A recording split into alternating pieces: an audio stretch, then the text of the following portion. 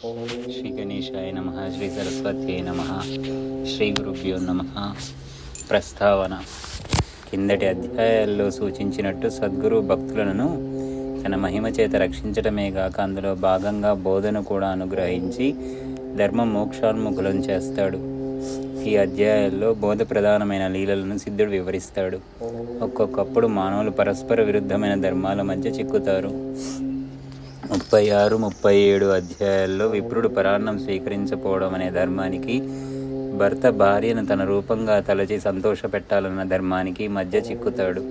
అప్పుడు వివేకి సమస్యను ఎలా పరిష్కరించాలో శ్రీగురుడు సూచించాడు. అంతేగాక ఆహార శుద్ధౌ సత్వశుద్ధి, ఆహార శుద్ధి వలన సత్వశుద్ధి కలుగుతుందని శాస్త్రం. సత్వశుద్ధి లోపిస్తే యజ్ఞదాన తపకర్మలు వ్యర్థమవుతాయని భగవద్గీత వాక్యం. సాత్వికమైన ఆహారమేమో శ్రీగురుడు స్థూలంగా ఈ అధ్యాయాలలో బోధించాడు.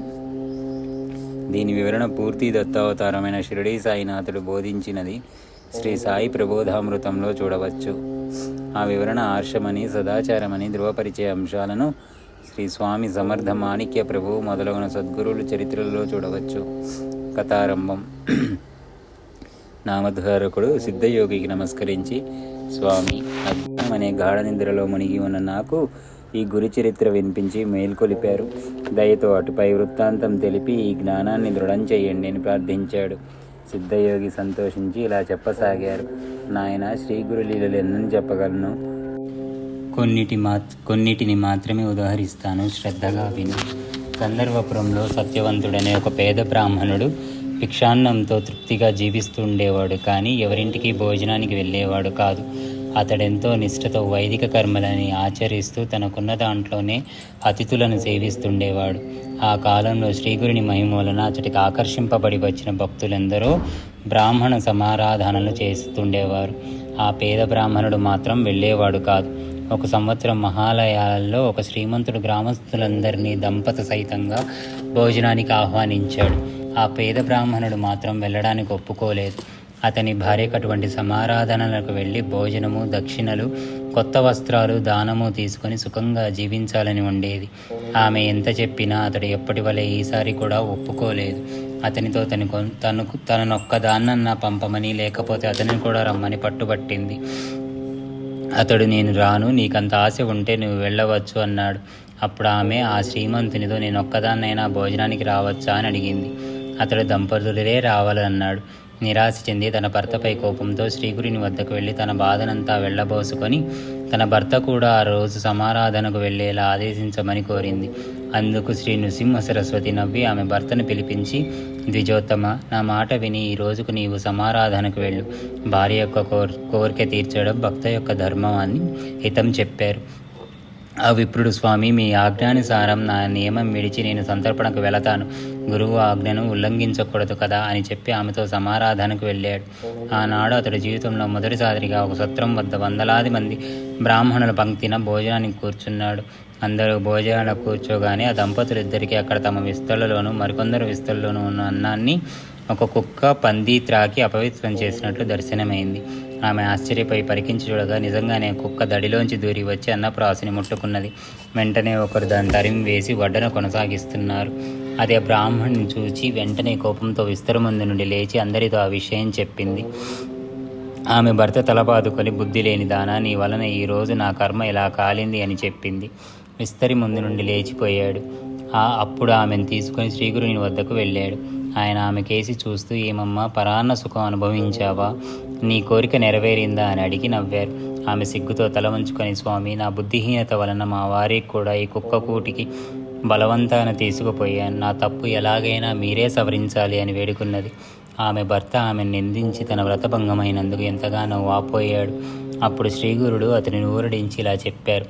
పోనీలే, ఏమైతేనేమి, నేటితో నీ భార్య మనసు కుదుటపడ్డది కదా. ఆమె ఇంకెన్నడూ నిన్నెలా వేధించదు. ఇంత మాత్రానికే నీకెట్టి దోషమూ రాదు, నీకు నియమభంగమూ కాదు. ఎప్పుడైనా దేవపితృకార్యాలలో భోక్త లభించక ఎవరికైనా కర్మానుష్ఠానికి ఆటంకం ఏర్పడినప్పుడు దానిని రక్షించడానికి భోక్తగా వెళ్ళినందువల్ల ఎట్టి దోషం ఉండదు అని చెప్పారు. అప్పుడు ఆ విప్రుడు, స్వామి, ఎలాంటి భోజనం చేయవచ్చు, ఎలాంటిది చేయకూడదో దయతో వివరించండి అని కోరాడు. శ్రీగురుడు ఇలా చెప్పాడు. గురువులు, మేనమామలు, ఆచారవంతులైన వేద విధులు, అత్తమామలు, తోబుట్టువులు పెట్టిన భోజనం చేయవచ్చు. తల్లిదండ్రుల చేత సేవ చేయించుకునేవాడు, భార్యాబిడ్డల్ని ఏడిపించి పేరు కోసం దానాలు చేసేవాడు, పొగరబోతూ తగాదాల కోరు వైశ్వదేవం చేయనివాడు, డబ్బు కాసించి అపాత్రులకు మంత్రోపదేశం చేసేవాడు, క్రోధవంతుడు, భార్యను విడిచిపెట్టినవాడు, క్రూరుడు, పిసినారి, స్త్రీలోలుడు, దురాచారి, దొంగ, జూదరి, స్నానం చేయకుండానే భోజనం చేసేవాడు, భగవన్నామ స్మరణను పట్ల శ్రద్ధాభక్తులు లేనివాడు, కనీసం సంధ్యావందనమైనా చేయనివాడు, డబ్బు తీసుకుని డాంబికంగా జపాలు చేసేవాడు, విశ్వాసఘాతకుడు, పక్షపాతంతో అన్యాయం పలికేవారు, స్వధర్మం విడిచి పరధర్మం అవలంబించేవారు, బ్రాహ్మణులను, గురువును, సాధువులను, తన ఇంటి భోజనాన్ని నిందించేవారు, తన ఇంటి కులదేవతను విడిచినవారు, దురాశాపరులు, భగవంతుకు నివేదించకుండా భోజనం చేసేవారు, ఇలాంటి వారి భోజనం తిన్నవారు పతీతులవుతారు. కూతురుని, అల్లుణ్ణి బాధించే వారికి మరుజన్మలో బిడ్డలు కలగరు.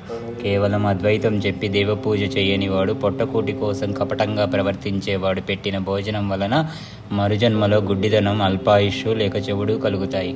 నిత్యము ఇతరుల ఇంట్లో భోజనం చేసే వారి పుణ్యమంతా నశించి వారి పాపమంతా సంక్రమిస్తుంది. పూర్ణిమ, అమావాస్యలలో పరుల ఇంట్లో భోజనం చేస్తే మాసమార్జించిన పుణ్యఫలం నశిస్తుంది.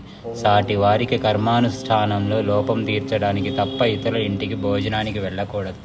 అలా చేసిన దోషం గాయత్రీ జపంతో తొలుగుతుంది. సేవకుల ద్వారా ఆహ్వానం పంపిన వారి ఇంటికి కూడా వెళ్ళకూడదు. మనమడు పుట్టేదాకా అల్లుని ఇంట్లో కూడా భుజించకూడదు. గోవు, భూమి, బంగారం మొదలగునవి దానం తీసుకోవడం కూడా అంత చెడ్డవి కాదు. కానీ గ్రహణ సమయంలోనూ, సూతకమప్పుడు, పుణ్యతీర్థాల్లోనూ దానాలు తీసుకుంటే దోషం వస్తుంది. ఇటువంటి అనుచిత భోజనం చేయకుండా స్వధర్మం ఆచరించే వారికి దైన్యం ఉన్నటికీ రాదు. దేవతలు, సిద్ధులు, కామధేనువు కూడా వారిని సేవిస్తుంటాయి. అప్పుడు ఆ విప్రుడు నమస్కరించి, స్వామి, స్వధర్మం అంటే ఎలాంటిదో కొంచెం వివరించండి అని ప్రార్థించాడు. స్వామి ఇలా చెప్పారు, నాయన, పూర్వం ఒకప్పుడు నైమిషారణ్యంలో పరాశర మహర్షిని మునులు కోరారు. మునీంద్ర, స్వధర్మానుష్ఠానంలో మాకు అడుగడుగునా సందేహాలు కలుగుతున్నాయి. ఆచారము, మంత్రము గురువు నుండి తప్ప తెలుసుకోకూడదంటారు. కనుక దయతో మాకవి వివరించండి. అప్పుడు ఆ మహర్షి ఇలా చెప్పారు, ఋషులారా, సదాచారం వలన సర్వము సిద్ధిస్తుంది. బ్రాహ్మణుడు బ్రాహ్మీ ముహూర్తంలో నిద్రలేచి భక్తితో త్రిమూర్తులను, నవగ్రహాలను, శనకాది సిద్ధులను, పితృదేవతలను, సప్త సముద్రాలు, చతుర్దశ భవనాలు, సప్త ద్వీపాలు, సప్త ఋషులను మొదట స్మరించాలి. అప్పుడు గోవుకు మొక్కి ఆచమనం చేశాకనే కాలకృత్యాలు తీర్చుకోవాలి. స్నానము, భోజనాలకు ముందు తర్వాత కూడా కూర్చొని ఆచమనం చెయ్యాలి. చూడకూడనివి చూచినప్పుడు, మాట్లాడకూడనివి మాట్లాడినప్పుడు, విననప్పుడు ఆచమనం చేస్తే శుద్ధి కలుగుతుంది. అందుకు నీరు లేకుంటే కుడి చెవును తాకాలి. కారణం, అందులో అగ్ని, జలము, వరుణుడు, సూర్యుడు, వాయువు మొదలగు సకల దేవతలు ఉంటారు. తర్వాత మానసిక స్నానంతో పరిశుద్ధుడై సూర్యోదయం వరకు గాయత్రి తప్ప మిగిలిన వేద భాగంలో ఏ ప్రార్థనా శ్లోకాలైనా చదువుకోవచ్చు. తర్వాత ఊరికి నైరుతి దిక్కున ఆరుబయట దేవాలయాలు, పవిత్రమైన చెట్లు లేని చోట, బాటకు నీరుకు దూరంగాను ఆకులు, గడ్డి లేని చోట మల విసర్జనం చెయ్యాలి. ఆ సమయంలో జందం వేరుగా వేసుకొని అంగవస్త్రం తలకు చుట్టుకొని ఉండాలి. దిక్కులకేసి, ఆకాశం కేసి చూడకూడదు. పగటి వేళ ఉత్తర దిక్కుకు, రాత్రివేళ దక్షిణ దిక్కుకు తిరిగి కూర్చోవాలి. ఆ తర్వాత ఆచమించి కులదేవతను స్మరించాలి. ఇలా శ్రీగురుడు ఆచారకాండ గురించి ఇంకెన్నో అంశాలు బోధించారు. శ్రీదత్తాయ గురవే నమః. శ్రీ శ్రీపాద శ్రీవల్లభాయ నమః. శ్రీ నృసింహ సరస్వత్యే నమః.